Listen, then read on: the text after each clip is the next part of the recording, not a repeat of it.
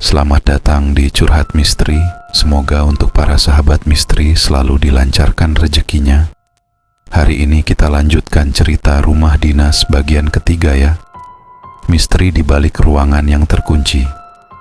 Ayo kita ke ceritanya. Sehari setelah kasus kejadian tamu yang tak diundang itu selesai, papaku pada akhirnya memaafkan apa yang Bang Ewo itu perbuat dan tidak ingin memperpanjang masalah lagi. Karena papa pun sama-sama mengerti bagaimana kondisi Bang Ewo tersebut. Apalagi Bang Ewo itu sudah cukup dekat dengan kami sewaktu kami masih tinggal di pinggiran kota. Ya walaupun aku dan Bang Ewo sering bertengkar untuk masalah-masalah sepele. Karena seperti yang aku bilang tadi, Bang Ewo walau umur dan postur badannya besar, namun pikirannya masihlah seperti anak-anak karena penyakit stepnya tersebut. Bang Ewo adalah sepupu laki-laki dari adik papaku. Dia sering membuat masalah di lingkungan rumahnya. Bahkan orang tuanya saja sudah angkat tangan melihat perilakunya. Kerjanya di rumah hanyalah tidur-tiduran saja, seharian, disuruh sekolah tidak mau, disuruh kerja di bengkelnya sendiri pun juga tidak mau. Tapi, siapa sangka dia sangat ahli dalam urusan pekerjaan bengkel. Jika diasah lebih jauh lagi, pasti dia akan menjadi ahlinya. Namun karena malasnya itulah, dia menyia-nyiakan kesempatan itu. Makanya tidak heran, dia dengan mudah membobol pintu rumah dinas ini. Katanya, orang-orang tertentu bisa melihat hantu loh. Begitulah pikiranku terlintas setiap aku melihat Bang Ewo. Entah mengapa, firasatku mengatakan bahwa Bang Ewo ini bisa melihat atau merasakan hal-hal yang tak bisa dilihat oleh manusia pada umumnya. Buktinya dia tidak takut sedikit pun dengan apa yang dia lakukan pada ruangan yang terkunci rapat itu. Orang normal mana yang berani melakukan hal gila itu? Bahkan om dan papaku saja tidak pernah menyentuh ruangan yang terkunci itu. Mereka menganggapnya seolah tak pernah ada. Bang Ewo diizinkan menginap oleh papaku untuk beberapa hari di sini, hitung-hitung sebagai teman mainku di sini. Karena memang semenjak aku tinggal di rumah ini, aku tak pernah keluar selangkah pun kecuali untuk urusan sekolah. Apalagi dengan situasi lingkungan yang sepi ini, berharap ada anak yang seumuranku bermain di luar, mana mungkin ada. Pada akhirnya Bang Ewo lah yang menemaniku bermain di rumah ini. Walau terkadang kami pun masih sering bertengkar dalam memperebutkan bola misalnya. Seharian bermain bola terasa sangat melelahkan. Ketika aku sedang asik-asiknya untuk beristirahat sejenak sambil memandangi pohon beringin yang kokoh itu, tanpa aku sadar Bang, Ewo sudah menghilang saja. Padahal tadi dia berada tepat di sampingku. Val, Sikolah, Val, sinilah. Terdengar suara Bang Ewo yang memanggilku dari arah lapangan tenis. Ngapain Bang? Lantas aku pun segera menjawab panggilan itu dan bergegas untuk pergi ke tempat Bang Ewo itu. Gudang aku, Val. Ini gudang apa, Val? Tanya Bang Ewo sembari mengacak-acak dokumen yang ada pada gudang tersebut.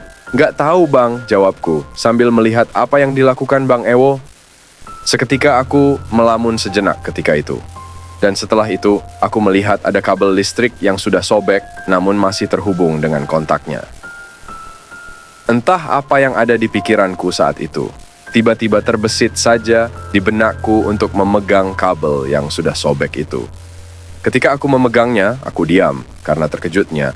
Ternyata aliran listrik yang ada pada kabel ini masih menyala dan membuatku kesentrum ringan seketika.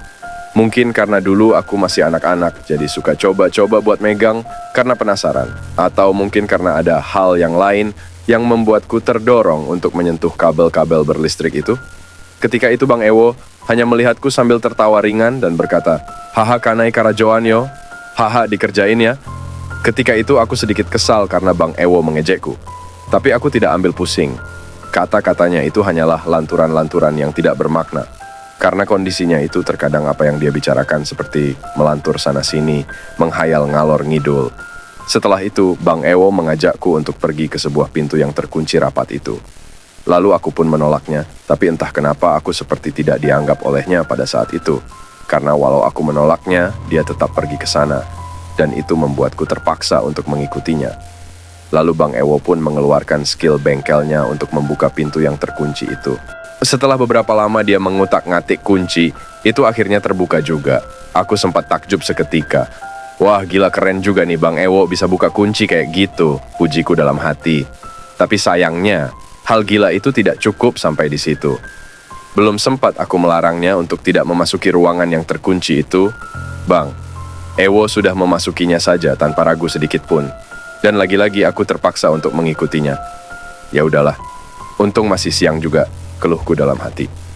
Tapi walaupun pada saat itu matahari masih tegak di atas kepala, entah mengapa mendadak ketika aku memasuki ruangan tersebut, aku merasakan perasaan yang sangat-sangat menjanggal. Jauh lebih menjanggal dari perasaan-perasaanku pada saat pertama aku mendatangi rumah dinas ini. Semakin aku jauh melangkah ke dalam ruangan ini, semakin berdirilah bulu kudukku satu persatu. Bang, nggak takut. Bang, nggak takut apa ya? Bang Ewo pun tidak merespon apa yang aku tanyakan padanya dan lebih memilih untuk fokus melihat-lihat ruangan ini seperti sedang mencari-cari sesuatu. Tapi apa itu aku pun tidak tahu. Aku hanya bisa mengikutinya dari belakang, sembari was entah apa yang akan terjadi nantinya, karena jujur pada saat itu aku benar-benar merasa sangat takut. Sepintas aku melihat ruangan ini, ternyata di sini sangat banyak sekali kamarnya.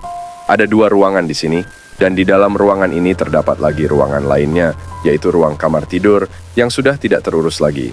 Dalam satu ruangan ini terdapat 2 ruang kamar tidur, berarti ada 4 kamar tidur yang ada pada ruangan ini. Tufal, Bang manjek tuh malompek lewat situ kapatang. Itu Fal, Bang manjat lalu melompat lewat sana kemarin, sambil menunjukkan atap tempat dia melompat. Oh pantes dia bisa lompat, ternyata jarak dari atap ke tanah tidak terlalu jauh. Gumamku dalam hati, tuh kapatang Bang lalok kamarko. Terus kemarin Bang tidur di kamar ini, sambil menunjukkan salah satu ruangan yang ada di sana. Hah? Gila nggak tuh? Jadi selama seminggu kemarin Bang Ewo ini tidur di sini? Nggak takut sedikit pun? Dan ternyata ruangan ini terhubung dengan ruangan dapur yang sudah tidak terpakai itu. Lepas sudah rasa penasaranku dengan apa yang ada di balik pintu-pintu yang terkunci itu kemarin. Tapi ada satu hal yang membuatku sangat penasaran di ruangan ini. Tepat di depan atap yang terbuka ketika Bang Ewo melompat kemarin itu, ada sebuah tanah kosong yang ukurannya tidak terlalu besar serta pohon bekas. Ditebang yang lumayan besar dan dikelilingi oleh pagar-pagar berkawat tinggi yang lagi-lagi digembok. Sepertinya pohon tersebut sangat dilindungi, bahkan pagar berkawat ini lebih kokoh daripada pagar yang ada di depan rumahku ini. Entah mengapa seketika perhatianku hanya tertuju pada pohon ini, seperti ada daya tariknya tersendiri. Lalu tiba-tiba Bang Ewo menegurku, "Jan dicaliak bana, jangan terlalu dilihat kali." Aku pun yang agak melamun karena memperhatikan pohon tersebut, terkejut dengan teguran Bang Ewo. Setelah puas kami melihat ruangan tersebut, kami pun menuju ke dalam, lalu menutup pintu-pintu tersebut namun tidak kami kunci kembali. Aku yang masih penasaran dengan pohon itu, aku pun bertanya kepada Bang Ewo, "Bang, pohon atu yang di situ tadi tuh? Bang, pohon apa yang ada di situ tadi?" Bang Ewo hanya diam dan tidak menghiraukan tanyaku, seolah dia tidak ingin membahasnya. Yang membuatku penasaran dari pohon itu adalah daya tariknya, yang membuatku seolah-olah ingin melihat pohon itu terus. Memang yang aku rasakan ketika aku melihat pohon tersebut adalah rasa hampa sekaligus menaikkan bulu kudukku satu persatu. Seperti sumber dari rasa hampa yang ada di rumah ini berasal dari pohon tersebut. Paling tidak itulah pikirku setiap kali aku memikirkan mengenai pohon tersebut. Dan lagi, yang membuatku tambah penasaran adalah mengapa pohon yang sudah ditebang itu dipagari oleh kawat yang tinggi-tinggi, seperti sedang menyegel sesuatu. Tapi apa? Entah mengapa beberapa hari setelah kami memasuki ruangan itu, aku hanya terpikir akan pohon itu. Dan lagi, setelah pintu-pintu itu terbuka dari kuncinya, aku merasakan ada yang tidak beres terjadi di rumah ini. Terlebih lagi ketika Bang Ewo itu sudah tidak lagi berada di rumah ini. Terima kasih sudah menyimak cerita kali ini, sahabat misteri. Jangan lupa untuk like, komentar, dan subscribe, agar kalian tidak ketinggalan cerita-cerita seru berikutnya. Sampai jumpa di bagian keempat, sehat selalu dan tetap semangat.